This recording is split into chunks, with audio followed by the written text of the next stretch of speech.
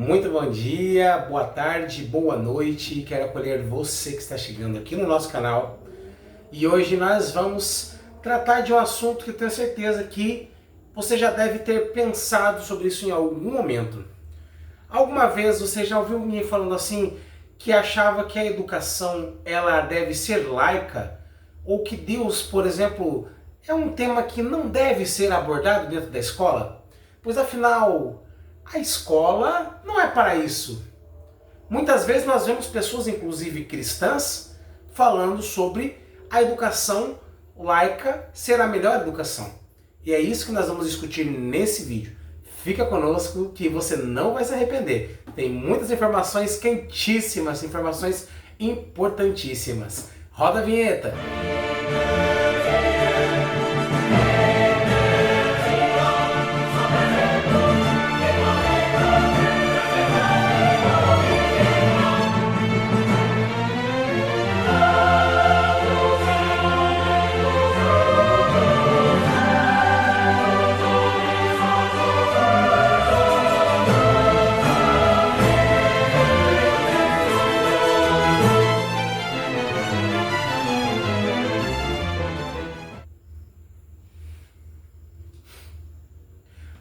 Meu irmão, minha irmã, que bom que você continua conosco aqui no nosso vídeo. E eu quero convidar você a pedir nesse momento, que Deus possa estar iluminando este nosso estudo, no nome do Pai, do Filho e do Espírito Santo. Amém. Que o Senhor possa estar enviando hoje o seu Santo Espírito para que tudo que nós façamos aqui seja segundo a sua vontade. Vinde, Espírito Santo, enchei os corações dos vossos fiéis e acendei neles o fogo do vosso amor, enviai o vosso Espírito, e tudo será criado, e renovareis a face da terra. Oremos. Deus, que instruístes os corações dos vossos fiéis com a luz do Espírito Santo, fazei que apreciemos retamente todas as coisas, segundo o mesmo Espírito, e gozemos sempre de sua consolação, por Cristo Senhor nosso. Amém. Amém, meu irmão, minha irmã, quero acolher mais uma vez você. Eu sou o Rafael Scucato. Caminho com a Igreja Católica já há alguns anos, especialmente através da catequese e da pregação, que são os movimentos que eu mais tenho atuado dentro da Igreja Católica. E também tenho estudos na área de letras e sou acadêmico neste momento também de teologia. E nós vamos tratar aqui hoje sobre a educação cristã. Como nós falamos na chamada do vídeo, com certeza você já escutou em algum lugar alguém falando assim, que a educação não deve ser cristã. Você já escutou isso? Ou talvez você esteja pensando dessa forma ao acessar esse vídeo. Talvez você já tenha essa ideia formada na sua cabeça. E o que eu quero trazer hoje é informações. Informações para que nós pensemos, informações para que nós possamos refletir a respeito da educação, pois afinal, a educação ela é aquilo que vai guiar a vida das crianças até o fim da vida deles. Então, se a educação ela for uma educação que não leve à verdade, não leve para o bem, isso é catastrófico. Por isso que é tão importante a gente discutir a educação. Quando eu falo discutir, é um diálogo aberto. Você pode comentar aqui, você pode colocar a sua opinião, não tem nenhum problema. Nós vamos expor algumas ideias.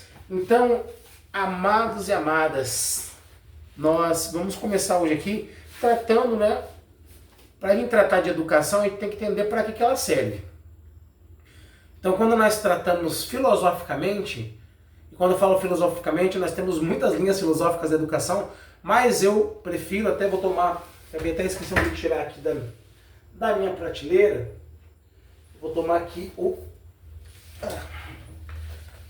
o Trivium Agostiniano, que é uma das formas de educação mais antigas da igreja, que é o Trivium e o Quadrivium.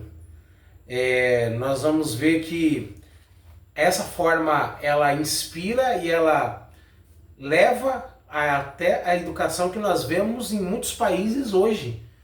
Então nós vamos ver que a educação ela tem, pela sua filosofia, que produzir algo em nós. E o que é isso? Quando nós vemos a nossa alma, a alma possui potências. Entenda a alma não apenas como aquela coisa espiritual. Entenda a alma, quando eu falo, com tudo aquilo que nos faz seres intelectuais. Com tudo aquilo que nos diferencia daqueles seres que não possuem uma alma eterna. Então, quando nós falamos de potência da alma, nós vamos ver que Santo Tomás de Aquino ele vai nos falar de 3 potências da alma. Potência vegetativa, que nada mais é do que, né, a alimentação, a respiração, a reprodução, tudo isso aí é vegetativo. E isso nós vamos ver que existe também na alma dos animais. Os animais, né, se alimentam, se reproduzem, eles precisam beber água, eles têm, né, sistema circulatório, eles têm todas as funções do seu organismo que a gente vai chamar de potência vegetativa funcionando. A potência sensitiva, ela já é um degrau acima, nem todos, né, os animais eles conseguem ter essa potência sensitiva dessa forma. Nós temos 5 sentidos que nos dão condições de apreender aquilo que está ao nosso redor. Então, quando eu vejo a cor de um objeto, quando eu toco a pálpebra e vejo a textura, quando eu sinto o sabor, o cheiro, enquanto eu estou falando aqui, você pode me ouvir. Então, essas formas são as formas de apreensão, de receber as informações do meio criado ao nosso redor, para que nós possamos fazer com que isso entre na nossa memória. Por que na nossa memória? Porque imagine se você estivesse imediatamente vendo e esquecendo tudo que você viu. De nada serviria. Então, a memória ela faz parte também. E isso já é um degrau acima, que já vai ser a nossa potência intelectiva. A memória está na potência intelectiva. E nós vamos ver que existem entre os animais que não possuem, os animais que não são ser humano, animais que não possuem a alma eterna, nós vamos ver que eles possuem uma certa inteligência, mas é uma inteligência que ela não é uma inteligência intelectiva, ela é uma inteligência muitas vezes ali atrelada mais dos instintos daquele animal, mais ligado, àquilo que já é intrínseco. Você vai ver que os comportamentos mudam de um animal para o outro, mas eles estão ligados àquilo que já é intrínseco do animal. Não tem, por exemplo, como você esperar, vou dar um exemplo grosseiro aqui até. Imagine você esperar que o seu gato em casa, quando você chegar em casa, prepare o seu almoço. Ele não tem condições. Que seja algo mais simples, que ele consiga, por exemplo, acertar um horário para poder olhar o relógio e descobrir que horas são e naquele horário exatamente fazer algo. Tudo que ele faz de acordo com o instinto. Então, eles vão ter comportamentos distintos, mas não é uma alma eterna e não há uma razão naquilo que ele faz. Existe sim padrões que podem mudar para um lado ou para o outro, mas a alma intelectual do homem é totalmente diferente da dos animais. E nós vamos ver o quê? Que a razão e a vontade, elas nos diferenciam dos outros seres vivos. Vontade não é desejo. Muitas vezes a gente vê que as pessoas elas criam muita confusão, eu estou com vontade de comer uma lasanha. Eu estou com vontade de comer um chocolate. Peraí, isso não é vontade, isso é desejo. Vontade, ela é a capacidade de ordenar os nossos instintos. E os animais não possuem isso.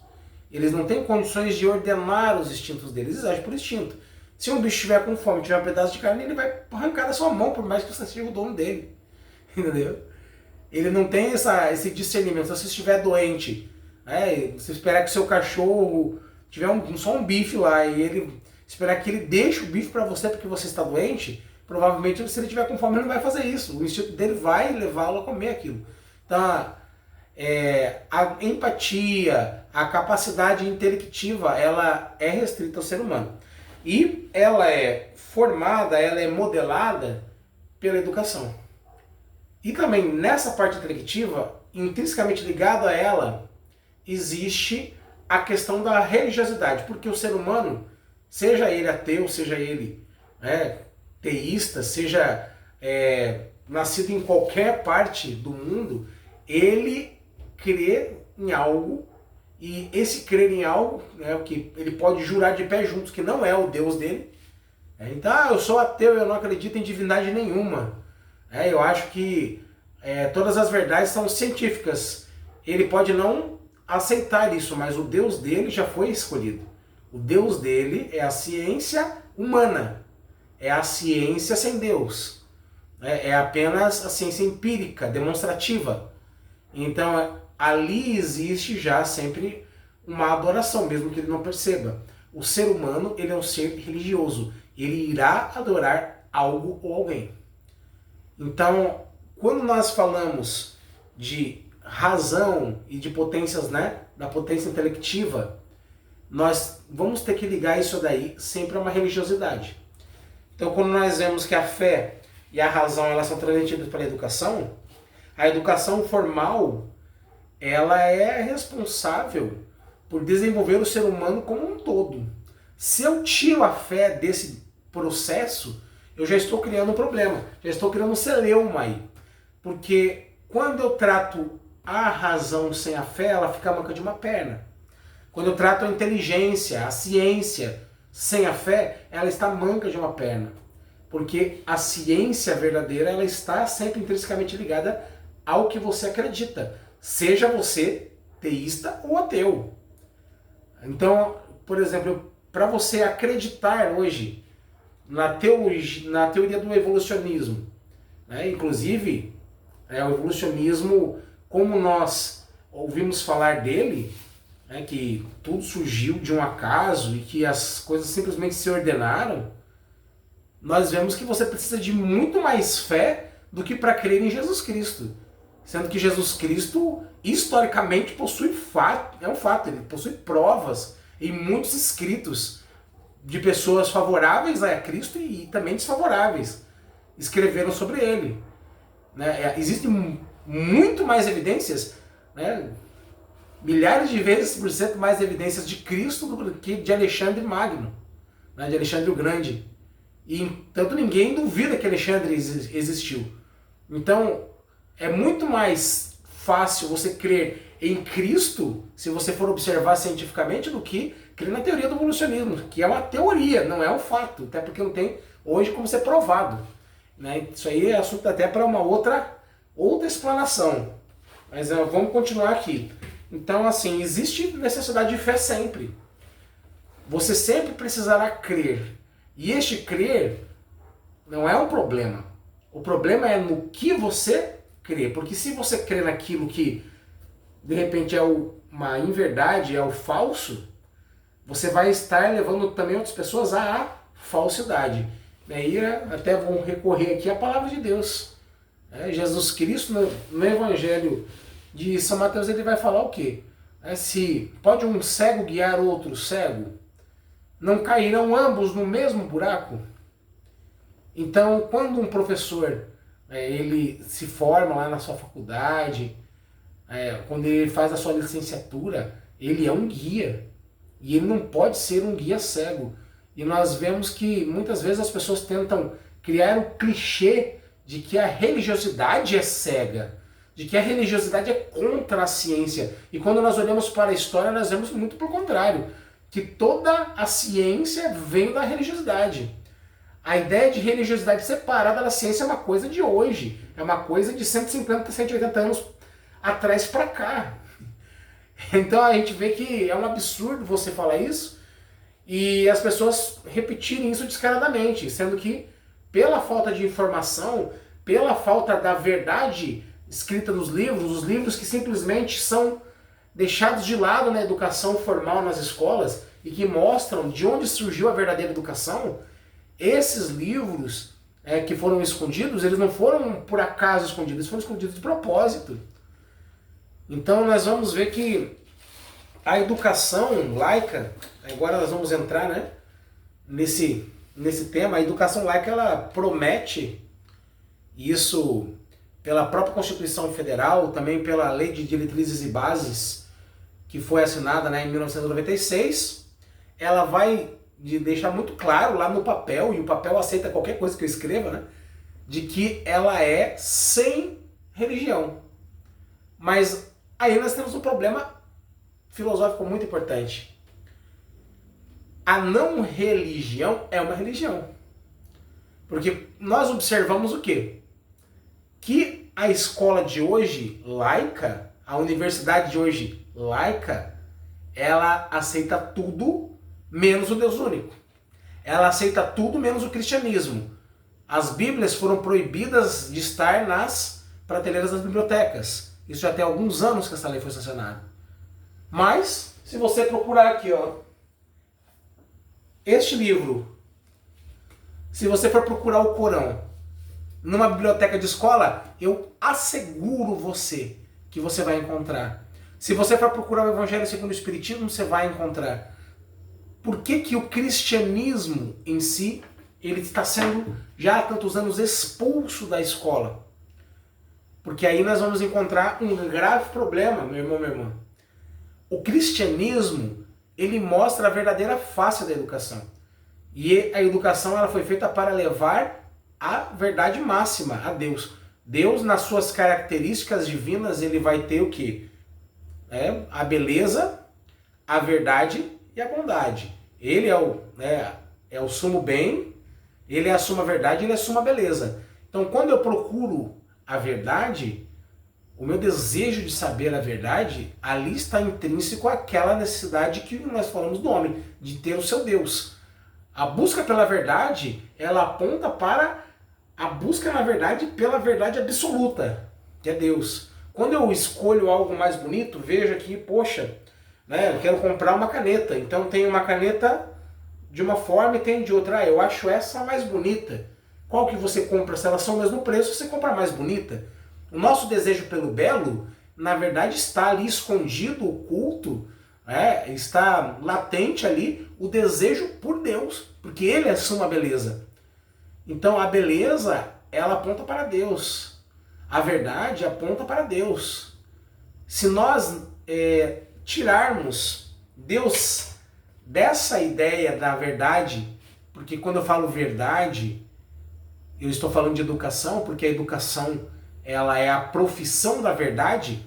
A palavra professor é aquele que professa. Professa o quê? Professa a verdade. Então o professor, que é aquele que professa a verdade para seus alunos, ele tirando Deus do seu discurso, ele tirou uma parte importantíssima da verdade, porque todas as coisas criadas por Deus, elas apontam de alguma forma para Deus. E quando nós falamos de educação cristã, e agora eu quero entrar aqui na educação católica, e você pode até ver muitas vezes pessoas cristãs, pessoas católicas, pessoas às vezes de uma igreja evangélica, pessoas frequentadoras da igreja católica, das paróquias, participantes até mesmo de pastorais, pessoas antigas de movimento, dizendo a mesma ladainha que ouviram, porque foram formadas. Não é porque essas pessoas são más, gente.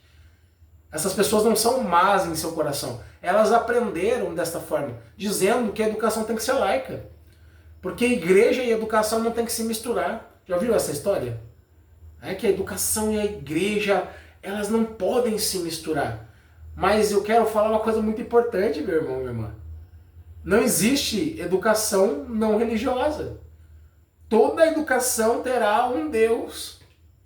Toda educação terá um Senhor a quem essa educação irá servir. E se esse Deus não é o Senhor, você vai estar ensinando para seus alunos outros deuses. Sejam deuses lá que nós vamos criar apontando para próprios seres humanos, e é o mais comum hoje que as pessoas criem ídolos aqui na Terra. E o que acontece? O desejo da divindade está implícito no coração do homem. Primeiro capítulo 1 do Catecismo da Igreja Católica, daquele catecismo amarelinho que tem aqui também. Não vou nem pegá-lo, mas está aqui na prateleira. Capítulo 1 diz o quê? O homem é capaz de Deus, ele precisa encontrar a Deus. Se nós não dermos para as nossas crianças a presença de Deus, elas vão encontrar um outro Deus para elas. Você entende? Isso é muito grave. E nós vemos discursos hoje que parecem ser muito bonitos. Vou te dar exemplos aqui de discursos lindos. Ah, mas se o meu filho não quer ir para a igreja, eu também não vou obrigar, né? Porque, poxa, né? Quando ele crescer, ele escolhe, né, qual igreja ele quer ir. Afinal, toda religião, tudo que, o importante é acreditar em alguma coisa, tudo é muito bom, tudo tem algo de bom, não é? Meus irmãos, esse discurso é um discurso que ele é demoníaco. Porque assim, se todas as religiões salvam, e se todas as religiões são boas, a obra de Cristo sobre a terra, ela foi uma obra que não serve para nada. Você está colocando o sacrifício da cruz fora. Você está colocando para longe, está colocando no mesmo balaio Jesus Cristo e homens pecadores, homens que não fizeram nada pelos seus seguidores. Quando nós vamos ver, a não ser ter deixado uma doutrina. Aí nós vemos o seguinte, que se nós não dermos para as nossas crianças um Deus verdadeiro, elas vão encontrar um Deus falso. Elas vão encontrar um ídolo. E isso é a parte mais perigosa. E nós, enquanto cristãos, seremos cobrados por Deus. Porque quando Deus ele instituiu a família, ele já deixou a responsabilidade de criar os seus filhos e educar para os pais. Então, quando os pais não levam o filho a conhecimento de Deus, eles serão cobrados por Deus. Não só os pais, mas também nós, professores. Se você não levar os seus alunos para o conhecimento de Deus, você será cobrado pelo Senhor. Ah, Rafael, hoje esse discurso aí não pega mais, está ultrapassado. Meu irmão, minha irmã, eu não posso me calar. Esta é a verdade. Capítulo 16 de Marcos. Marcos 16, do 14 em diante. Jesus Cristo ele aparece para os discípulos e fala: vão para todo mundo. E ensinem todas as pessoas. Ensinem a todos. Ensinar, ele é o munus docendit da igreja. É o munus conferido por Cristo. E ele foi arrancado das mãos da igreja desde a Revolução Francesa. Quando nós olhamos, meus irmãos, para a história, é só você ver para a história e você vê que existe uma sequência na história. 1937, quem era presidente do Brasil? Getúlio Vargas. Nesse tempo de Getúlio Vargas, nós vamos ver que o primeiro-ministro da Educação, esse primeiro-ministro da Educação, que era o Fernando Campos, ele já trouxe para o Brasil, quando na criação, Getúlio Vargas ele cria o Ministério da Educação. E nós vamos ver que países muito mais sérios que nós não possuem Ministério da Educação. O Ministério da Educação ele foi criado no Brasil com o intuito de ter um fundo monetário ali específico, ter a sua verba específica já destinada para a educação, e tudo é muito bom que tenha, vamos criar um ministério. Esta era ali a característica que ela era demonstrada, contudo não é a realidade. Nós vemos que quando Getúlio Vargas cria o Ministério da Educação, em 1937, logo depois que ele também forma um Estado novo, baseado em uma ditadura, ele era um grande fã de Benito Mussolini. Não sei se você sabe disso, Getúlio Vargas, ele era um fãzaço de Benito Mussolini. Você sabia que Vargas fazia os seus ternos no mesmo alfaiate, mandava fazer no mesmo alfaiate italiano, onde Benito Mussolini fazia os seus ternos, mandava fazer os mesmos cortes. Ele mandava que as suas fotos para os jornais fossem tiradas sempre no ângulo de baixo para cima, assim como Benito Mussolini.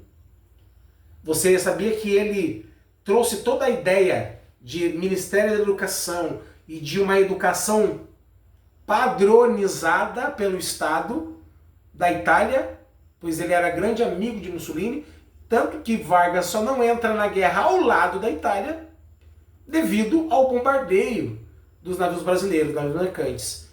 Então, nós vemos que essa ideologia de ter uma educação que ela possui um Ministério da Educação, que nós vemos que na prática ele não serve para mandar dinheiro. O dinheiro chega sem ministério. Você não precisa de um ministério para que o dinheiro seja destinado.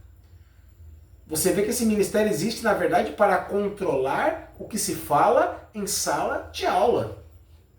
Para controlar aquilo que o professor ensina, sob o pretexto de padronização, porque existem escolas mais fracas e mais fortes. Então, vamos padronizar. Mas, meus irmãos, quando nós vemos o livro didático, nós vemos que não é uma padronização. Nós vemos que a ideia é excluir Deus da jogada e usar a educação que sempre foi incumbência da igreja, passar a utilizar esta educação para formar os ideais revolucionários do Estado. Então, quando nós vemos que os documentos que começam a surgir já na década de 1930, fim da década de 1930, na criação do Ministério da Educação, depois vai vir um outro sujeito, grava este nome, pesquisa sobre ele, saiba, conheça a história da educação. Você professor, você professora que está me assistindo, que você que é um professor cristão, uma professora cristã, seja católico ou não, pesquise a respeito disso. Gustavo Capanema foi o segundo ministro da Educação. Este homem, ele buscou com todas as suas forças arrancar totalmente a identidade cristã das escolas. E é claro que ele não conseguiu, porque a sociedade era arraigadíssima na catolicidade e na cristandade. Mas os seus planos, aos poucos, gotinha por gotinha, foi fazendo efeito. E olha o que nós temos hoje. A maioria das pessoas acha que a educação ela tem que ser uma coisa e a fé é outra coisa. Mas vem cá, Rafael, no fim das contas, qual que é a diferença? Qual que é a diferença de eu ensinar matemática de uma forma laica e ensinar matemática de uma forma cristã, de uma forma católica, de uma forma evangélica? Né? Cito aqui também os colégios evangélicos, né? Colégio Adventista, existem a Universidade Luterana, existem grandes instituições evangélicas. Qual que é a diferença de você fazer isso de uma forma cristã? A diferença é a seguinte: quando você chega para uma criança e você ensina para ela, por exemplo, que existe matemática, que existem, né, os números que você pode calcular. E aí, qual que é geralmente uma pergunta que criança gosta de fazer? Não sei se você tem uma criança em casa ou já teve, né? Você, professor, com certeza já ouviu perguntas como essa, mas a criança geralmente pergunta assim, mas por quê, né, que existe a matemática? Para que serve a matemática? Por que eu tenho que aprender matemática? E aí nós vemos que as pessoas mais grossas ali, ou sem paciência muitas vezes, isso é muito comum, vai dizer o quê? É porque você tem que aprender. E ponto. É porque eu quero que você aprenda. É porque você precisa aprender.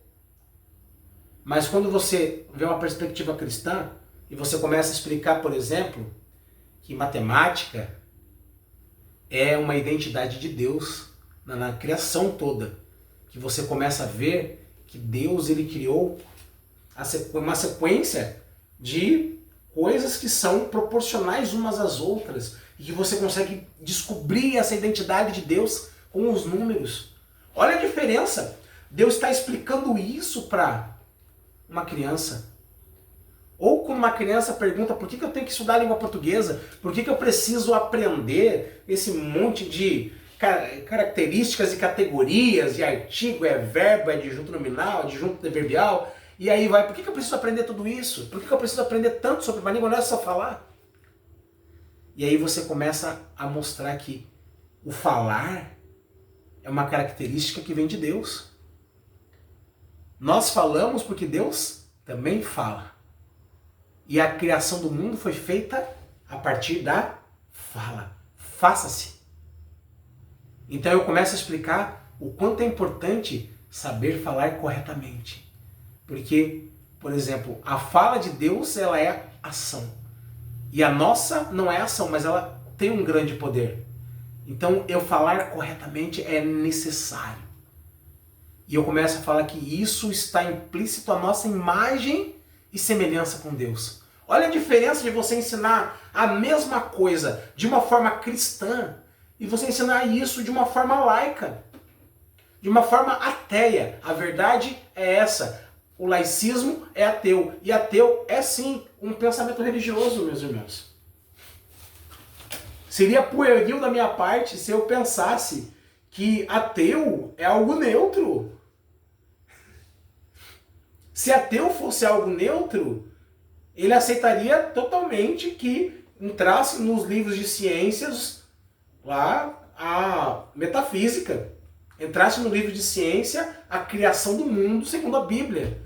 E por que não tem lá no livro do seu filho, no livro didático? Por que não tem? Porque na verdade o laicismo é uma religião. Porque na verdade o ateísmo é uma religião. Você pode não aceitar desta forma, mas é um pensamento religioso. Então é muito importante que nós façamos a educação acontecer a partir de um pensamento religioso. O que eu estou tentando mostrar aqui para vocês, meus irmãos, em primeiro lugar, é que não existe educação sem religião. Então, se você está pensando que você vai colocar o seu filho numa escola laica, porque lá não vai ter influência de nenhuma religião, não, eu educo meu filho na fé cristã, evangélica, católica em casa e mando ele para a escola laica, porque na escola laica lá não tem nenhuma influência de nada, então vai dar tudo certo, porque daí eu ensino ele em casa sobre a religião cristã e depois lá ele aprende só ciência pura. Peraí, não, mas será que é isso, Rafael? É isso mesmo, você vai ter o seu filho em breve, dando razão a seus professores laicos, dizendo que Deus não existe. Porque é um pensamento religioso.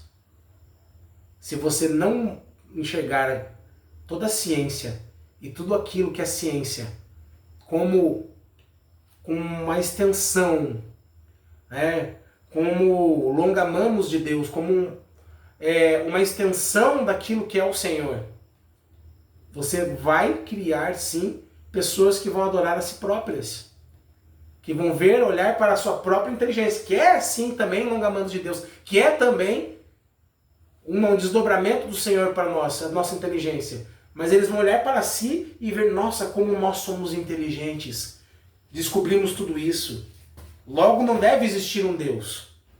Somos nós os principais, os mais desenvolvidos em todo este universo. É isso mesmo que os nossos jovens hoje estão pensando. Eu não vou falar, aqui nomes, mas eu tenho vários amigos dentro da igreja que não sabem mais o que fazer com seus filhos, adolescentes e jovens, que foram para o ateísmo porque colocaram seus filhos nessas instituições que eles julgavam que eram neutras.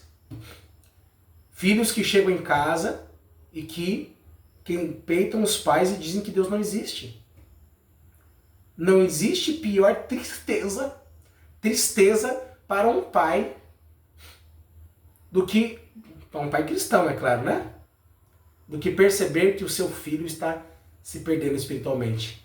Porque se ele conseguir tudo na vida, meu irmão, minha irmã, se os nossos filhos se formarem numa faculdade maravilhosa, se eles ganharem milhares de reais ou de dólares por mês, no melhor emprego que eles poderiam conseguir, e no fim de tudo isso, no fim de toda a nossa vida, eles não se salvarem, isso aqui não serviu para nada. Então, quando nós vemos que os nossos filhos se perdem, não existe maior dor para um pai cristão do que ver o seu filho afastado do Senhor.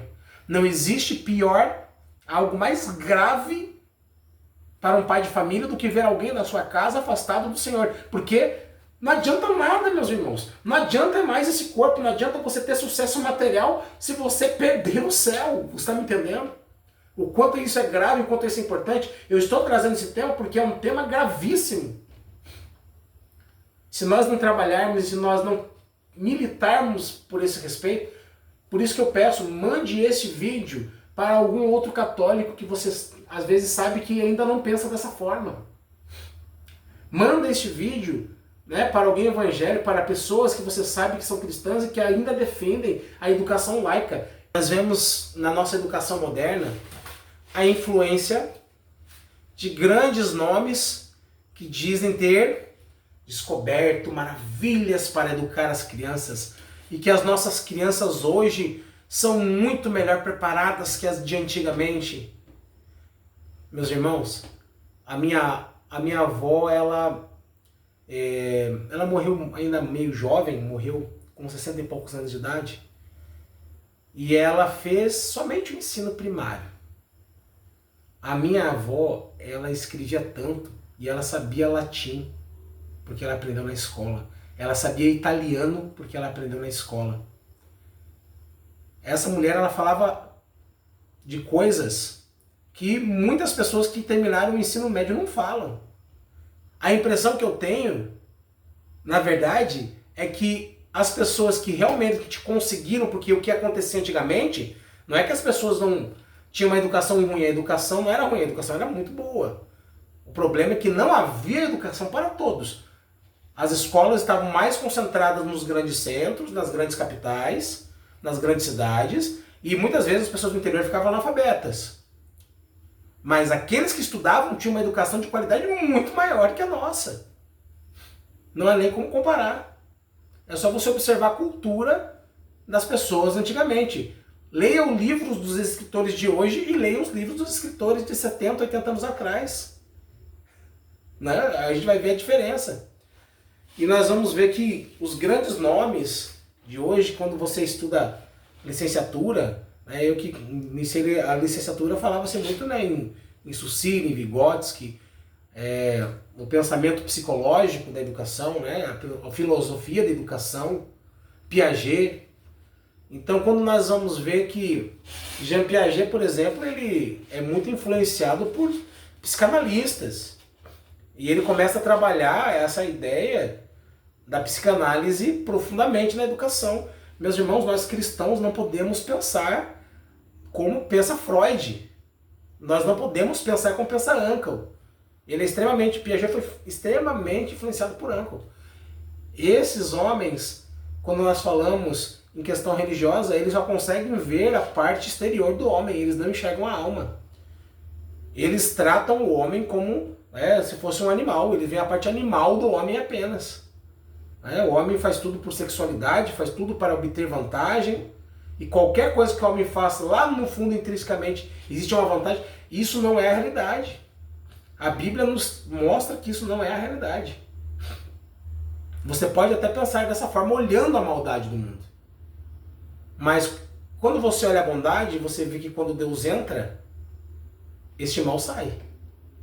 Então, Deus faz o homem original. Então, isso que a psicanálise nos diz hoje, ser o homem, é o homem deturpado, corroído pelo pecado.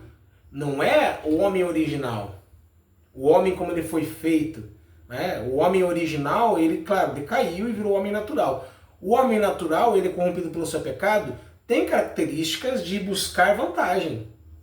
Mas quando ele encontra Deus, ele volta à originalidade. Deus mandou Jesus Cristo para que nós pudéssemos destruir o homem velho, o homem natural ele morre, para poder construir o homem novo, que é o quê? É um homem novo, a imagem e semelhança de Deus, que volta à realidade que ele tinha lá antes da queda do homem original. Então nós vemos o quê?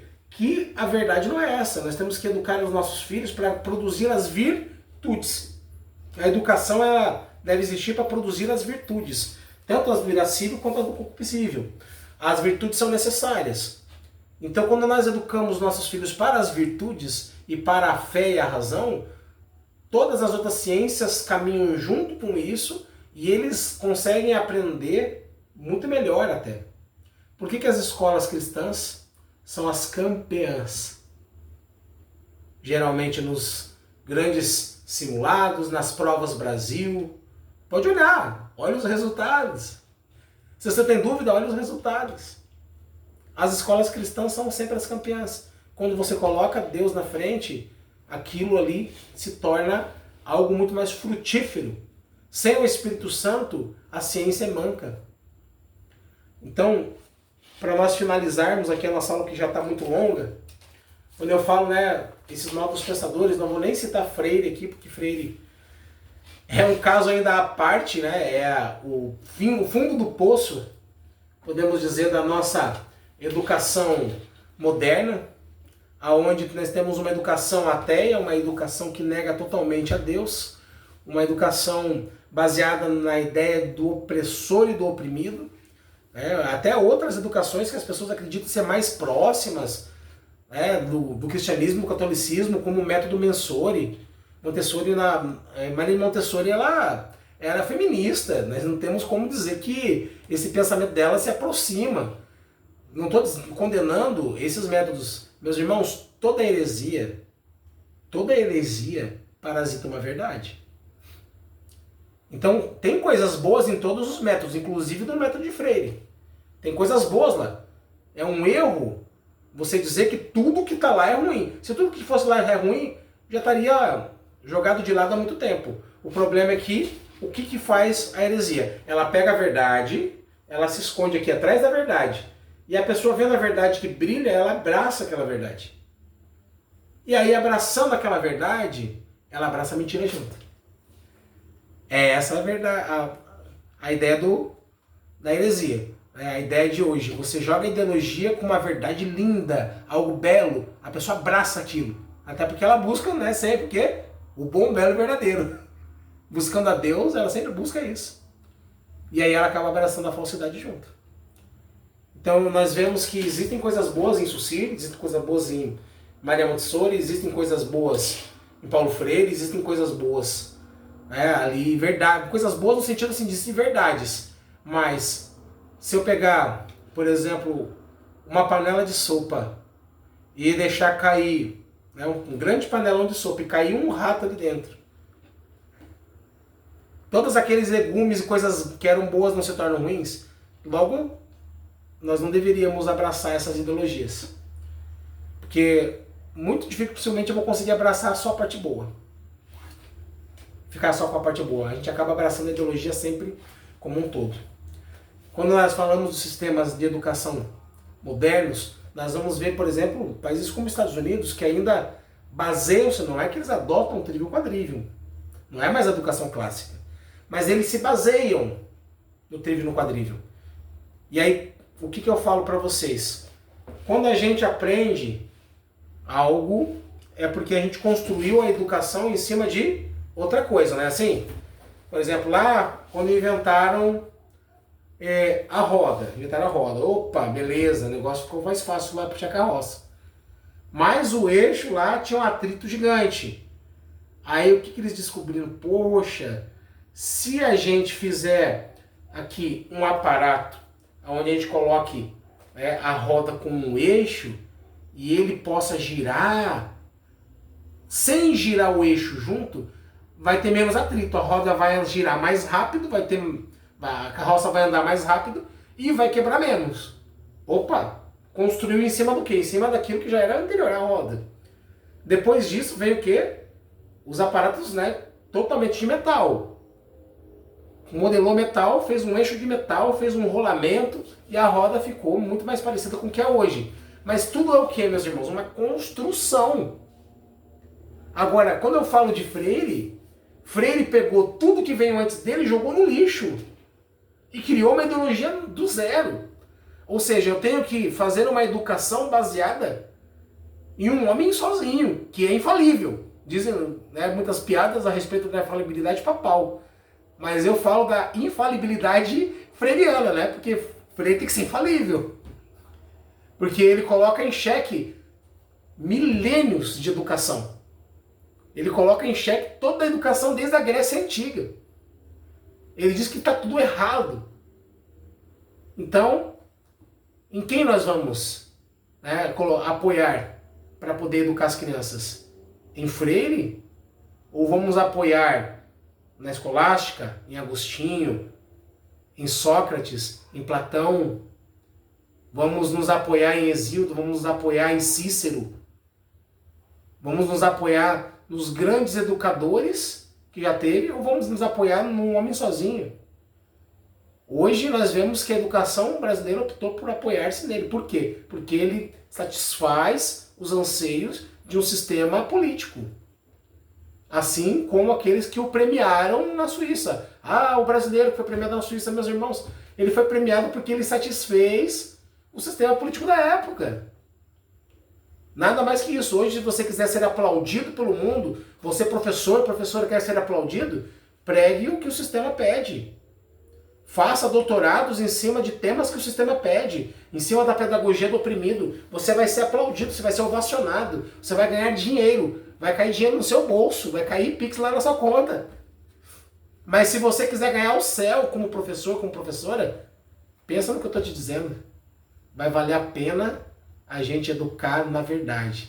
E a verdade sem Deus não existe. Porque ele mesmo disse, eu sou o caminho, a verdade e a vida. Muito obrigado pela sua atenção. Deus abençoe você. Manda esse vídeo para mais alguém. Ajuda aqui o nosso canal a alcançar mais e mais pessoas.